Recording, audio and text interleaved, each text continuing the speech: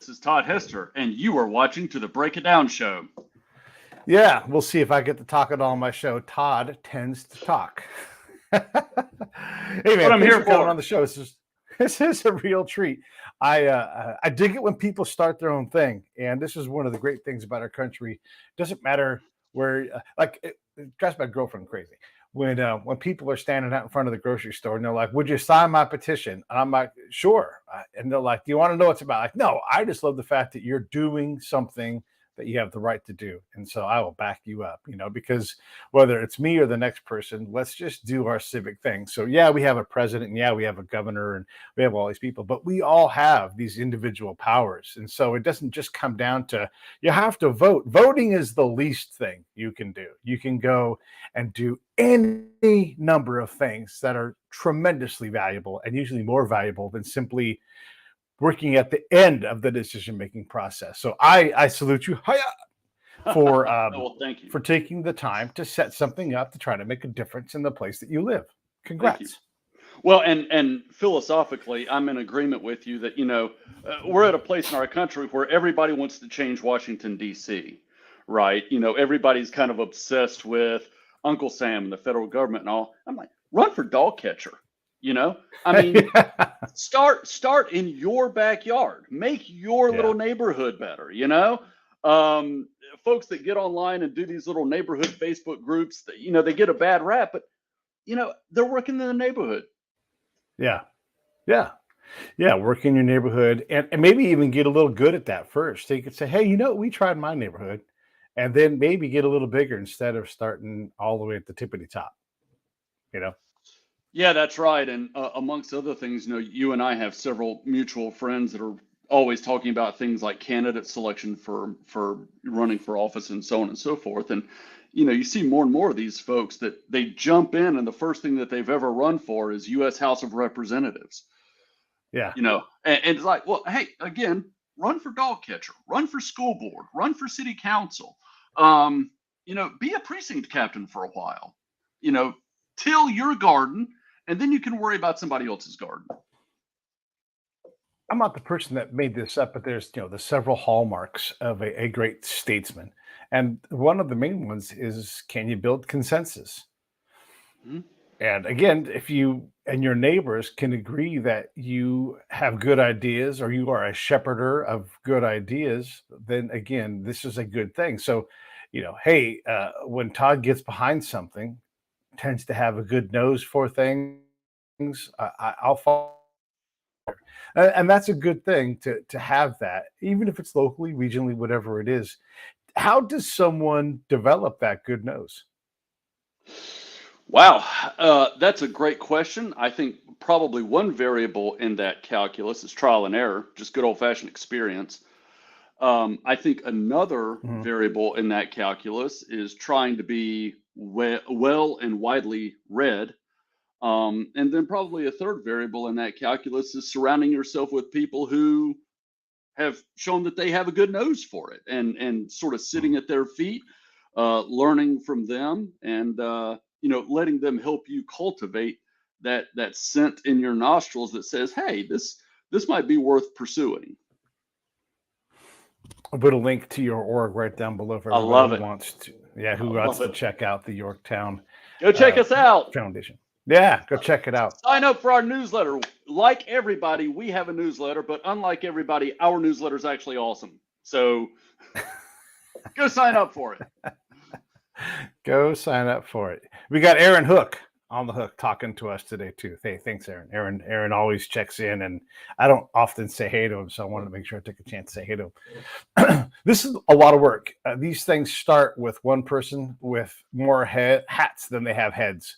And so I know that you're busy doing this. I appreciate you taking the time. You do have to have the marketing hat on at some point in time. So that's one of the hats you're wearing today. But how many hats do you have on? And what are some of the hats that you put on? Like, I didn't realize I was going to be the janitor today. Yeah, again, great question. It's a good point because you do wear all of the hats. So I wear the marketing hat, I wear the policy hat, I wear the research hat. Those are not inherently the same thing, policy and research. I wear the sort of networking, building consensus, building coalition hat. I wear the fundraising hat, and I wear the um, executive secretary hat. And so it's probably that latter one. Of course, when you start your own organization, you know that you're going to spend some time doing a lot of the grunt work, a lot of the paperwork. I will say that I was not prepared for how much of that there is when you start your own public policy organization.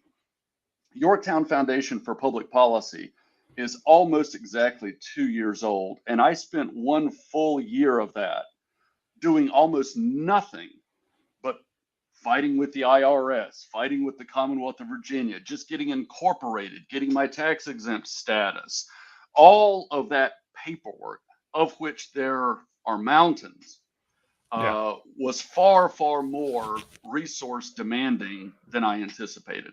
Because I didn't do this the smart way, Pete. I didn't ask a bunch of different people, hey, what am I getting myself into here? I was pretty much ready, fire, aim when I started Yorktown. And so once I jumped into it, I found out the hard way. Oh wow, this is I wanted to write bills and get in front of fundraisers, and I burned the first year just doing paperwork. Yeah. One of the other things that you'll find, and I'm positive you found it already, is everybody's ready to tell you everybody's ready to assign you more work. What you need to do, and you're like, I'm going to swear you don't have to. Motherfucker, quit giving me more work to do. Give me some money. Right.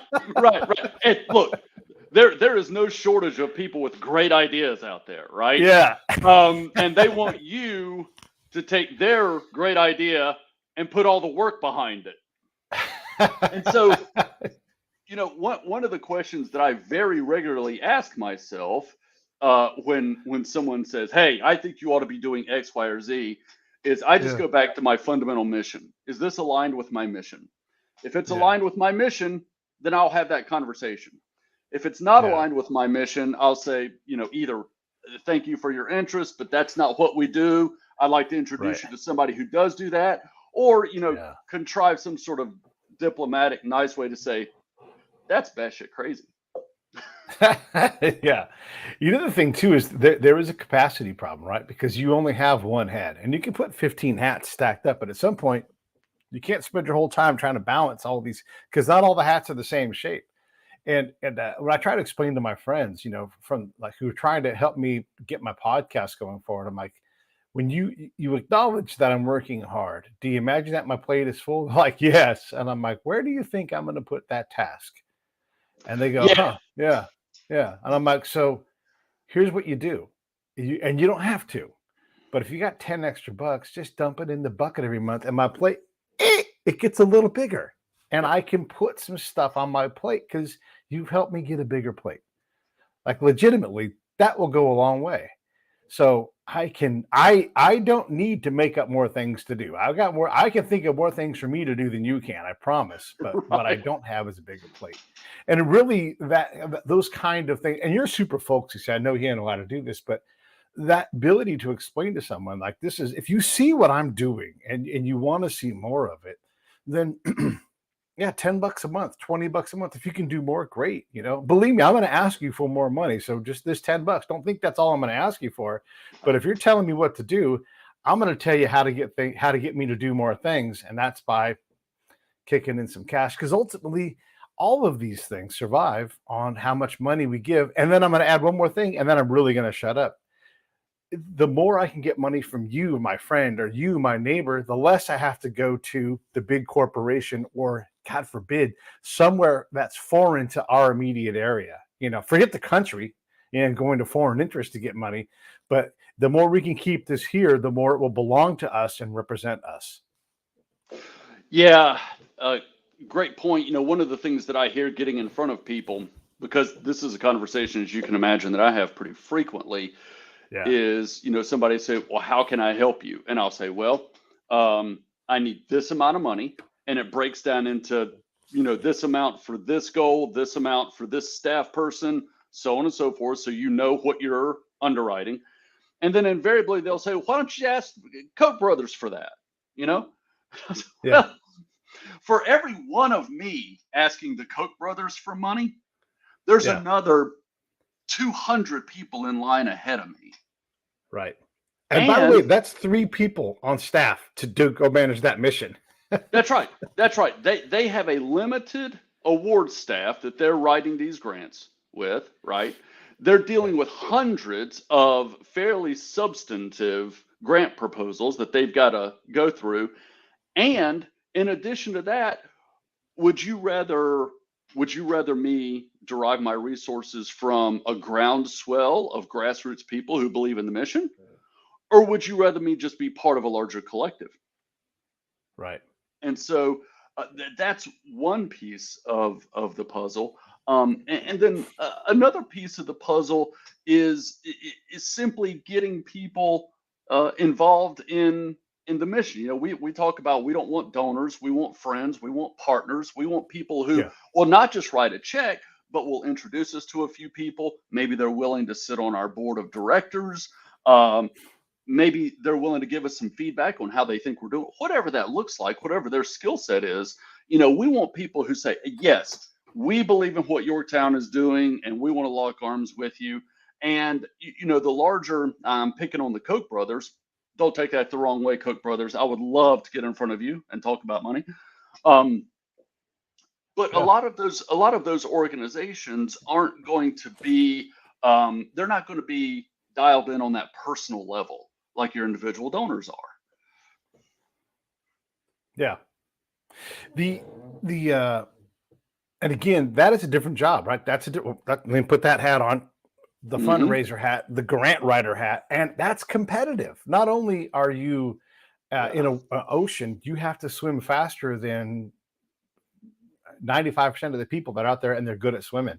So you got to be competitive with the person who's going to be your grant writer. You get to have someone who's ball hawking the grants before they come out, so you can actually get in the water first and not cheat but compete, and all of these other things.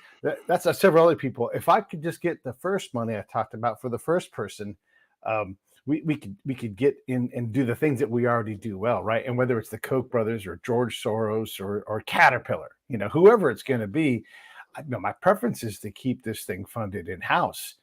Do you think we can do that? Can we work here? And how do we grab 100 great citizens from this part of the world, our part of the world, to make an improvement here?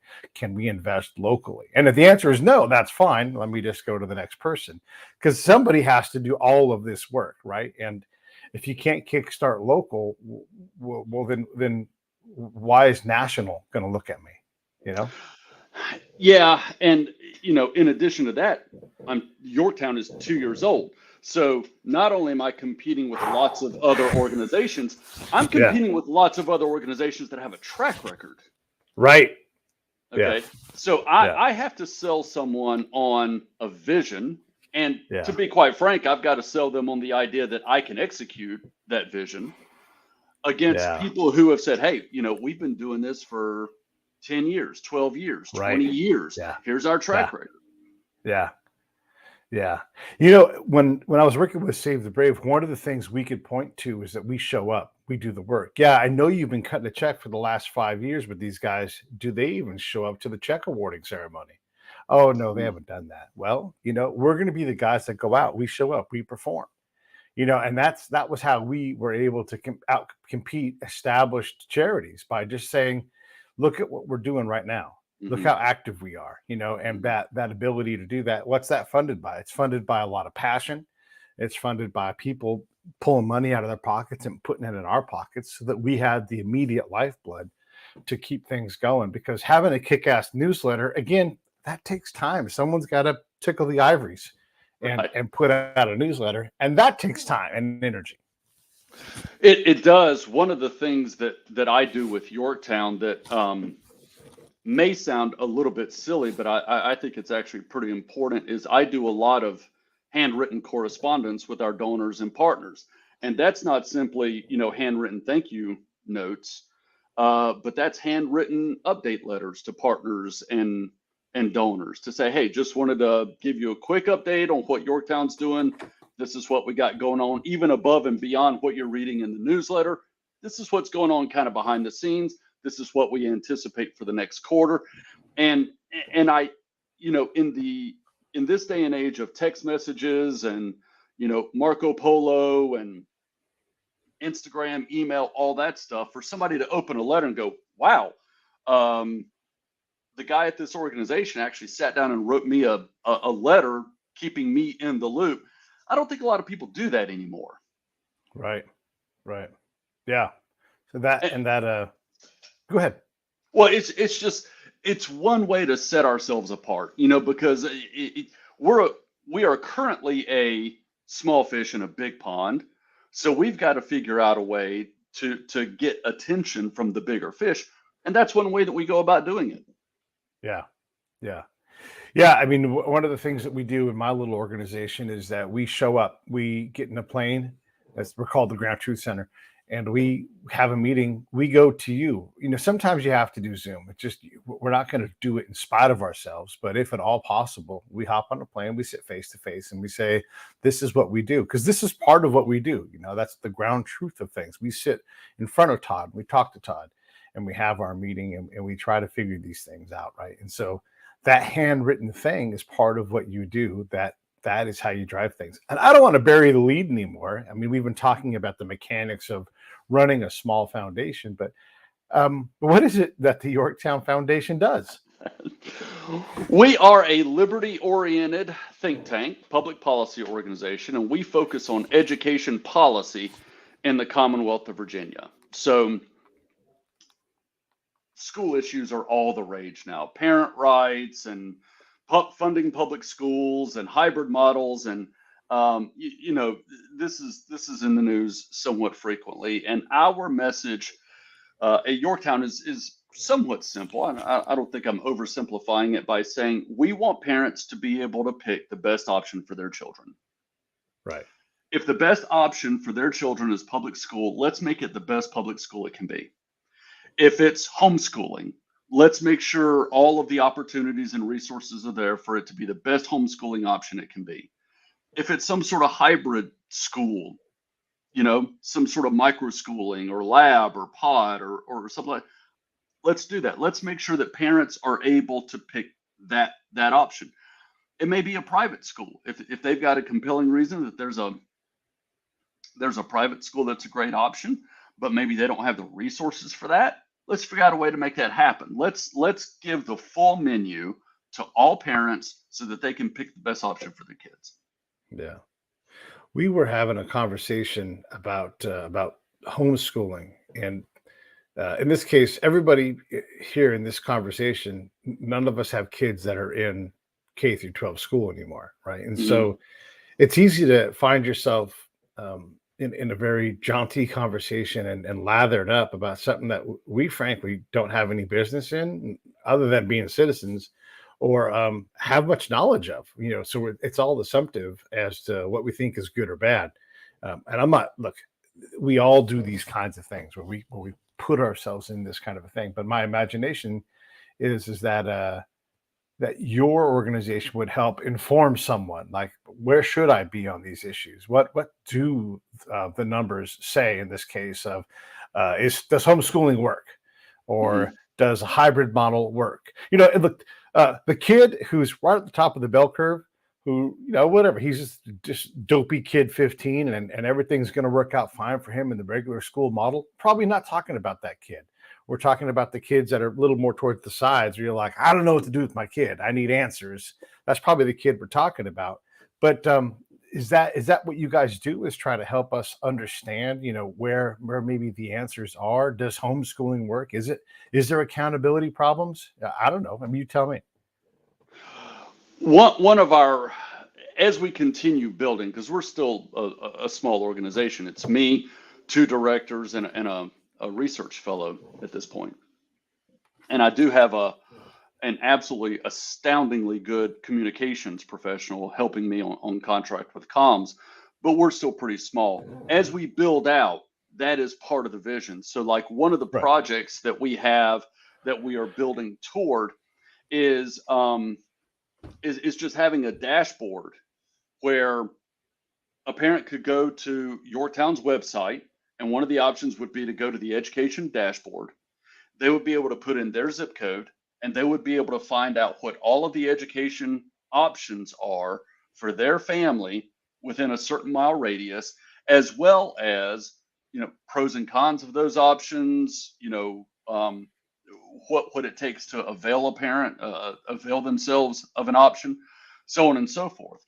So there is a strong education component about that, and we want to give parents tools, and we want to give them information so that they can make Right. the best decision. We believe that your average American is always going to make, probably always is a strong term, but over time, your average American citizen's typically going to make a really, really good decision if they've got information and opportunity. Hmm. Yeah. Yeah. And really, even if they don't make a good decision, it is their decision to make. It is their decision to make, Yeah. and that's the philosophical component of what we're doing. It's their decision to make. Right. And so we want to afford them the opportunity to do that. Another aspect of the philosophical foundation of this is that, we're just not big fans of monopolies. Hmm. And there are some folks in the school choice movement that are saying, just do away with public school options. Just public schools had its course. We're ending it. Yeah. That's not where we are. If parents want public school, let's make sure that's a strong option for them. That being said, public school does function like a monopoly. You can homeschool, there are private schools, but public schools are the elephant in the room. I mean, they're the big 800-pound gorilla in the room. And when you have monopolies or something that's close to a monopoly, you have perverse incentive structures, and Right. you start getting bad results. And we see this right now with inner city schools. I mean, you can look at any inner city school district in America. It doesn't really even matter what the city is.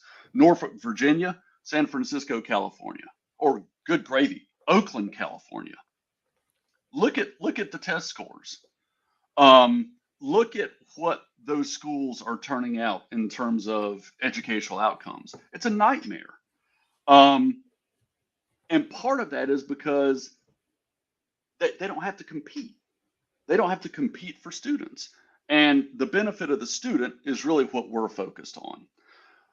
We're not worried about whether an institution is doing great. We're worried about the kid. Yeah. Yeah. There is some cross purposing in some of these cases where the institution has to survive, and it's like, oh yeah, and the output are these students, right? But you have Right. several things that are competing for resources, and you're right about that. And if in this case the thing they need is some competition, okay. But yeah, it is interesting when you look at the big picture and how these things come out. When you look at the small picture, sometimes things get different real fast. And again, so a friend of mine is an assistant superintendent for a very large school district out here. And what this person, she's been on the show, so I can identify a little bit of who she is. But she would say, if you have a problem with the school district, well, there's a lot of things that parents need to do better themselves. And that's one is make sure your kid's prepared and ready to go to school each day. That seems simple. She's like, you'd be amazed at how many kids come and they are not ready. You have, as a parent, you have not done your job. You sent us a kid that is not awake, not fed, and not prepared to start doing their job for the day. And so now we have to stop a lot of what we're doing and tend to your kids' inability to do their job. And that seems like the basic thing, right? So a lot of parents have to really focus on that. And then the other thing she said, and this is very reasonable, is if you have a problem with what you're being told is going on in the classroom, you have every opportunity to go and speak to that teacher at the lowest level and try to sort out, is who is telling the truth, the kid, the teacher, and what is that situation? And then you can graduate up, and the school wants to be involved. And these are the best case scenarios where you can handle these things at the lowest level. She goes through several things where a parent who's involved and engaged has a lot of opportunity, and this is in hippie California, has a lot of opportunity to get in front of most of the problems. So there are solutions, but it does require parents to be involved with that. I don't want to get us too far from what you guys are doing, but parents still got to be parents, damn it, and we have to be ready to do that. If you're too busy and you're too hands off and you want to rely on the school, well, the school's capacity to be a parent all of a sudden, is taking away from their ability to educate as a lowest common denominator. Now they're doing a lot more things than what they're designed to do. Well, yeah, on one level, that's indubitably true. You can't say, hey, we're pushing for parents' rights, and then simultaneously say my kid's going to show up unprepared, whatever. Right. And I don't think that's what people are saying. I was raised by a single mom. Yeah.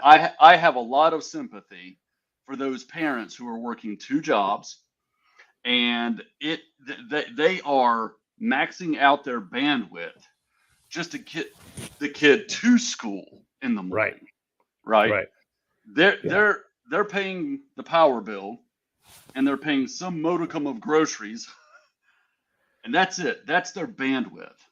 Yeah. And I have a lot of sympathy for parents who are in that predicament, and they may find that their kid, instead of being in a class of 30 students in a grade that has 400 students in that grade, maybe their kid would benefit from a small hybrid school that only has 20 kids in the whole school, and they get that really targeted, individualized attention. Let's make that happen. Right. As far, being able to plead your case through the system, I think that was probably the norm for a really long time. I mean, when you and I were young, there was even what was the name of that movie, Pete, about the PTA where the mom gets all incensed and goes down to the PTA and kind of shows her rear end, and what, Harper Valley PTA? Or Harper Valley PTA, yes. You remember that? And and a great song. Yeah, that's right. And now you're going to have it stuck in your head all day long. You're welcome. I hope so. That's a good song. And I think for several decades it was sort of presumed that if you were an engaged parent, you could go to a parent-teacher conference, or you could go to the school administrator, or you could go to a school board meeting if you wanted to, and plead your case and find some sort of resolution. Look, maybe little Johnny wasn't telling you the whole story. And once you go talk to some of the teachers and administrators, you find out a little bit more of what that narrative looks like, or maybe there really is a problem to resolve. But for a long time, there was that presumption that you had that outlet. Recently, in a number of cases, I'm particularly thinking of Loudoun County, Virginia, and Montgomery County, Maryland, you've had parents, not all of whom, but a lot of whom were Indian immigrants from the Indian subcontinent, who were very dissatisfied with their kids' education in a public setting, and went and petitioned the school board and were told, quite frankly, sit down and shut up. And so they're not getting any resolution out of that process. And that's another piece of the puzzle that we want to pay some attention to at Yorktown. Yeah, Thomas Sowell has written about this quite at length, with charter schools and the political fight, right? And again, this has nothing to do with kids. This has everything to do with money and the flow of it and the resistance to competition. And you're right. This is where the parents' right issue does come in. By the way, this is a multifaceted, multivariate problem that we're talking about. It's one thing. It's one thing to have your kid, and I'm just going to paint a picture, that you can paint the opposite picture where there's an opposite outcome. But if your kid shows up slovenly, hungry, and sleepy, so in California, we're desperate to try to solve the problem that is unsolvable because kids just are going to be kids. But our kids show up at 9 a.m. so that way they're bright and bushy tailed when they come to school. Of Guess course what? they are. They Of just course stay they up are. later. Right. Right. That's just, I know. This is what we're gonna do. We're gonna show up at 10 o'clock. yeah.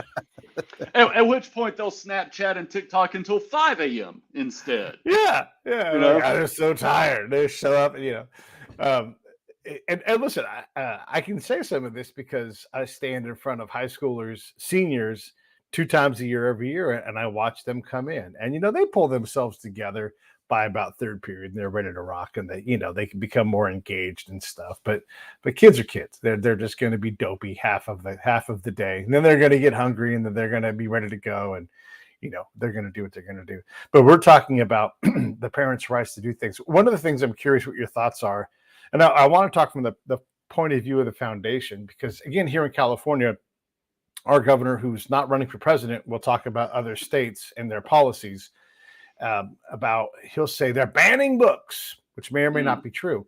And then I'll hear the other end of it, like, well, we're getting rid of pornographic books. And so they have these two realities. And it's so hard as a parent to, like, how much time do I have to spend trying to understand these books that are in the library? Because people submit that you can say, hey, this is a sex education book, and it might make you uncomfortable as a parent. And part of your job is to deal with that, because we do have to do a better job at sex education. Because I know that when I was a kid, they gave us sex education, but I didn't know how to deal with my drive.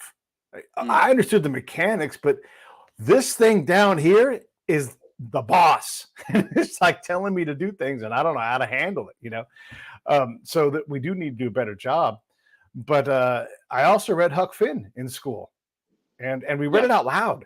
Yeah. And we also read the earlier part of the book that no one ever talks about, where the author says, here's why I wrote this book. Here is the language of the time. And Mark Twain explains that stuff. So that's a book that gets banned as well. So let's talk a little bit about the narratives, the political narratives that have nothing to do with the education, that go into how we. I'm going to say one more thing about this too, because again, this is complex.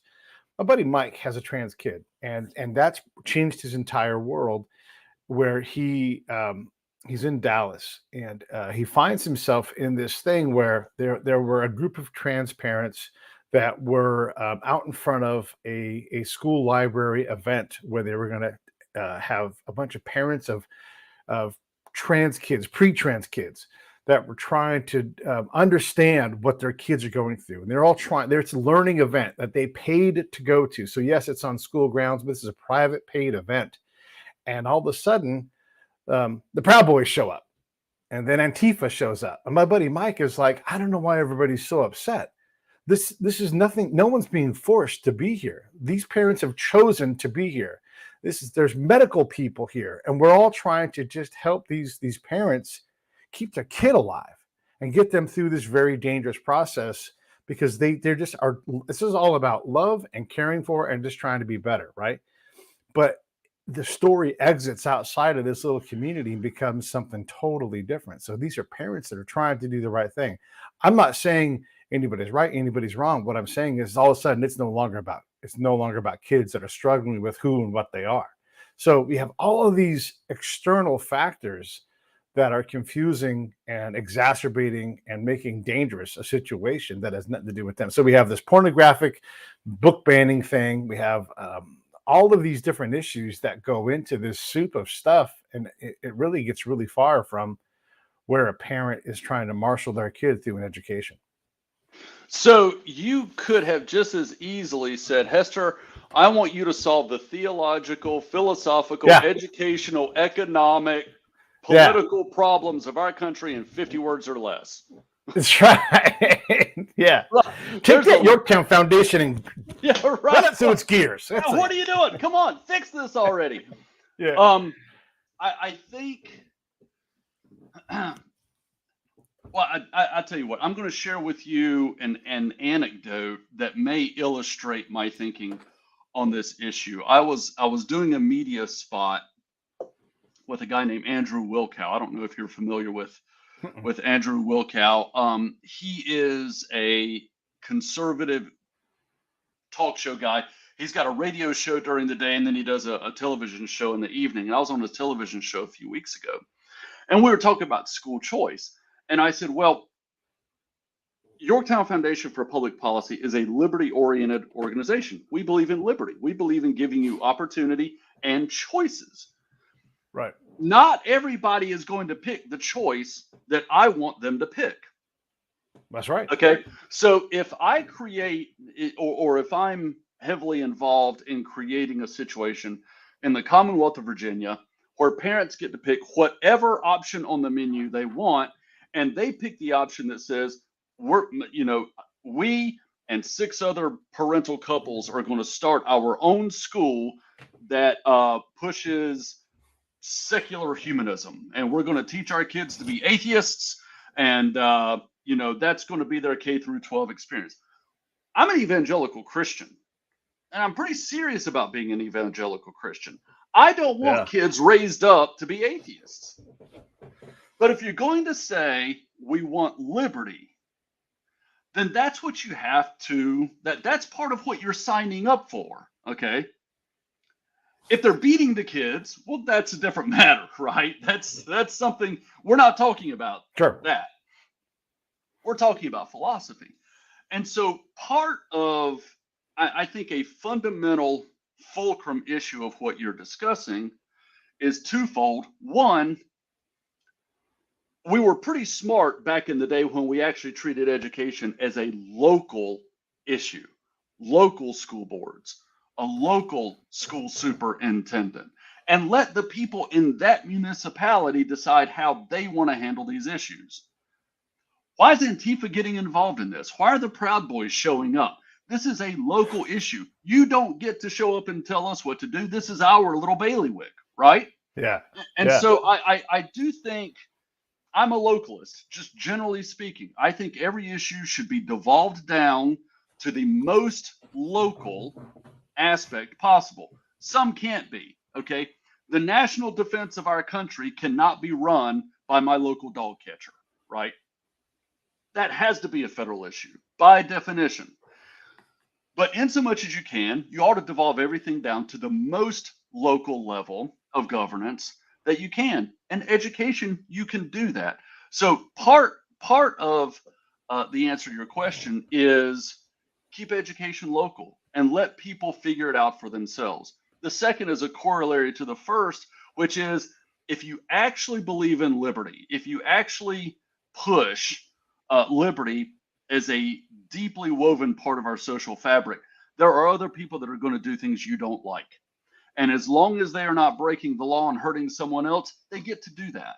And that's a significant part of what it means to live in a republic of 325 million people.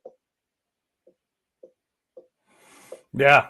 It's tolerance is just not just that you get to do your own thing. It also means that your neighbor gets to do their own thing too, right? Yeah. Well, there's two parts, right? Live and let live. Well, you have to do both of them, right? Yeah, you got to. We had a guy on our show the other day, Will Riley, and I had a guy named Rio, and he and Will a the couple Beast. other couple. Yeah, and we had a guy named Rio on the show, and he and his wife, in a polyamorous, multi-couple relationship, raised kids together, and they homeschool those kids. That does not sit well with a lot of people. But there they are, and they raise their own food, and they are very independent, and in some ways they are very conservative. But their form of family is very modern and very open, and it makes people uncomfortable. But they're responsible parents; they're living within the law, and so you have to say, okay, I don't have to like it, but if they're raising responsible kids, they're learning all the required things. All right. And if they're using the Yorktown Foundation to navigate, the educational requirements of their homeschooling, perfect. In this case, they're in California, but whatever. If they were using the California version of the Yorktown Foundation, Hey, and I don't even think they live far enough north to be in the state of Jefferson. I Free think that state they're of just in Northern Jefferson. California. Yeah, they might be that far up north, but I think that they're just south of that line. Either way, hey, you know what? That's part of what the freedom thing is, and you can build your own little. Uh, you know, I don't want to say anything derogatory about it because that's shitty of me to do that. They have found a way to get along an open community with kids and love. That's what they do. Well, part of, a corollary to that is a big part of liberty. In fact, a necessary part of liberty is being able to debate these issues and sometimes pretty vocally, pretty vigorously. You know, I think I can Yeah. make I think I can make a pretty good data-driven argument that a polyamorous community is going to, over the long term, be bad for child raising. I think I can make that argument. Liberty says I get to make that argument. I get to make that argument in the public square.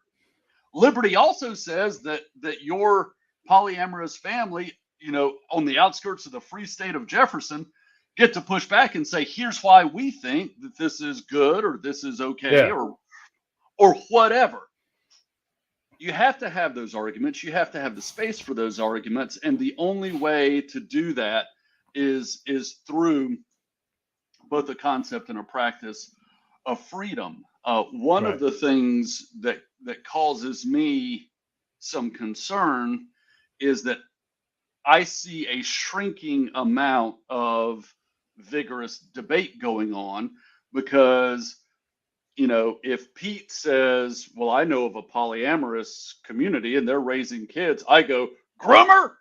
And, if I say I'm an evangelical Christian and there are some books that I think shouldn't be in the elementary school, you say fascist, book burner, Yes. and so the Yeah. conversations get closed down at the Yep. outset instead of us getting around a table and pouring a decent whiskey and saying, why do you think this is okay? Like, I think this is absolutely insane. Why do you think this? And having those conversations.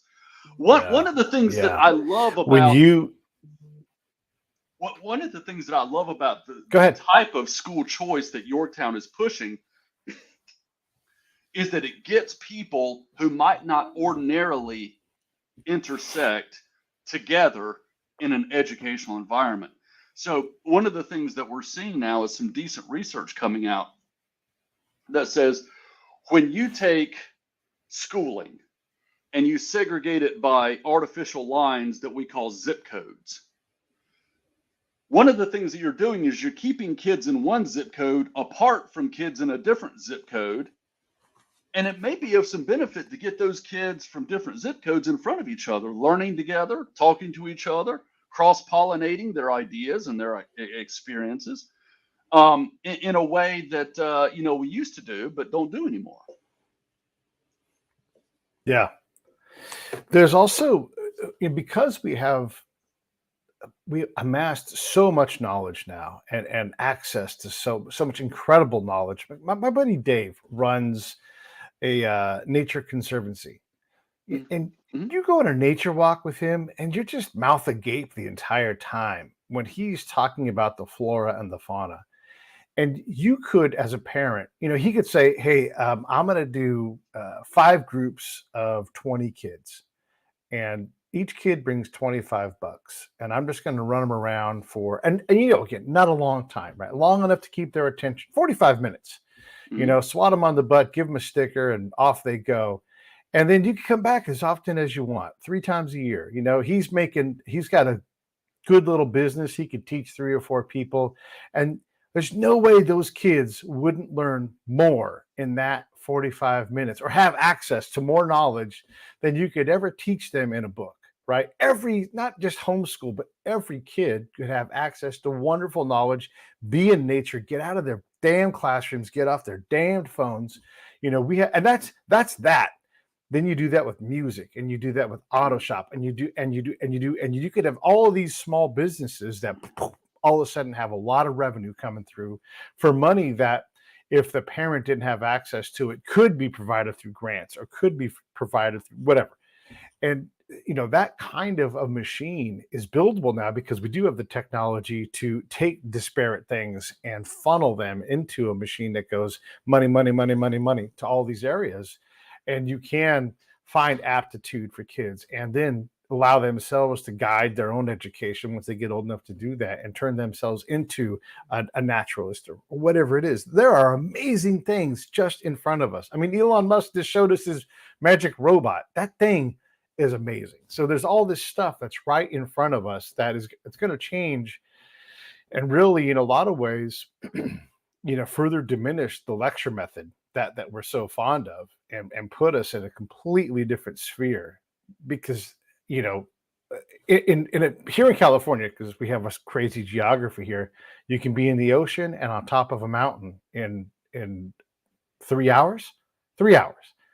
And just learning all of that natural world is a mind-bending experience for any young kid. Let's tap into that resource. And it sounds like your organization will be on the cutting edge of providing access to parents who want to do these kinds of things. And then now let the districts compete with that.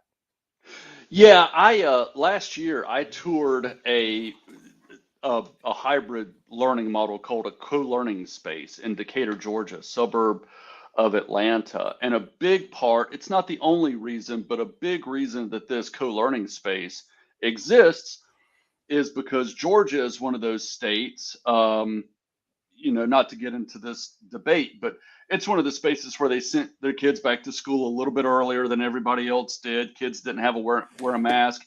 And so you had parents who were on the left side of the aisle who said, whoa, whoa, whoa, this kind of freaks us out. And so they created this small local co-learning space for those kids that they could abide by their own COVID precautions the way they thought was safe and prudent to do so. And what the co-learning space is it is an a la carte membership.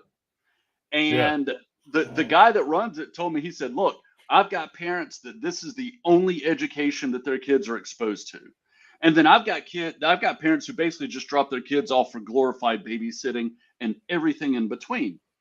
And they have, there's a term for them, I forget the name for it, but they're basically teachers or educational consultants that are around if a kid needs a little bit of help with math or a little bit of help with science, whatever. But for the most part, it is self-directed learning. You do have to meet some basic benchmarks, but for the most part, it's self-directed learning. And while I was touring this co-learning space, there was a young African-American girl. She was probably 5th grade, 6th grade, and she was in their recording studio. They have a recording suite with all of this sound equipment and several musical instruments. And she was not only teaching herself how to play a couple of the musical instruments, but she was also laying down tracks and then layering the tracks, including vocals, to write and record her own song. And this young girl was in her element. She was having the time of her life. I mean, you could tell that she was enjoying it, but she also kind of had this furrowed brow that she was dialed in. I mean, this was pretty serious work. And it was so fascinating and enjoyable to see this kid's passions just be able to grow and flourish, and for her to do her thing that she felt like she was connecting with. And I thought all going through school that I was really, really bad at science. It turns out I love science and I'm not half bad at it. I just hated sitting there and doing the worksheets while the teacher did the transparency projector in front of the room, And like you say, maybe if I've got 2 friends here in the Roanoke Valley that run an outdoor school and they do the exact type of thing that your buddy does for a little bit of a fee, they will take 8-year-old kids out for a week and go hiking and camping with them and teach them all about the botany, teach them all about the biology of the ecosystem, so on and so forth. Why not do that? Let's do more of it. Let's make that possible for every kid. Right. Yeah. And I'm just saying a nature walk in this case, right? And that's not his business. He runs the whole conservancy and anybody can walk through at any time. But yeah, you could turn that into a micro business, and really and open up people's minds to it. There's another model. My buddy Tony works at the JFK Middle College High School. That's a lot of words, but it is an open campus. It is not a prison, and so you can walk on and off the campus, and it's co-located with a community college. And so Mhm. once you get to the high school, you can walk across the parking lot and take community college classes, even as a freshman.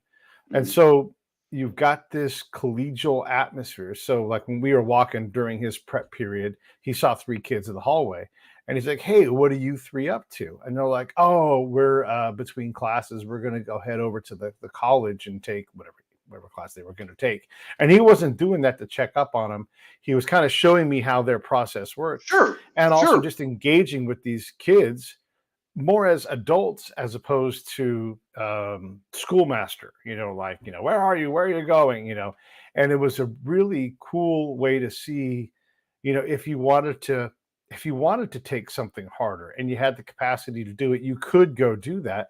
And it's a really, like, a lot of times in high school you're taking classes because you're around your friends and everything, but there are Right. a lot of times where the class I was taking was frankly just boring. It was just too easy. And I'd Mhm. already read a book about it. And I'm like, I know a lot of this stuff. Like, I wasn't the smartest kid in the world, but I definitely would have been like, I can go to college right now. I'll go take that. And I didn't want to take AP. That wasn't even a thing when I was a kid.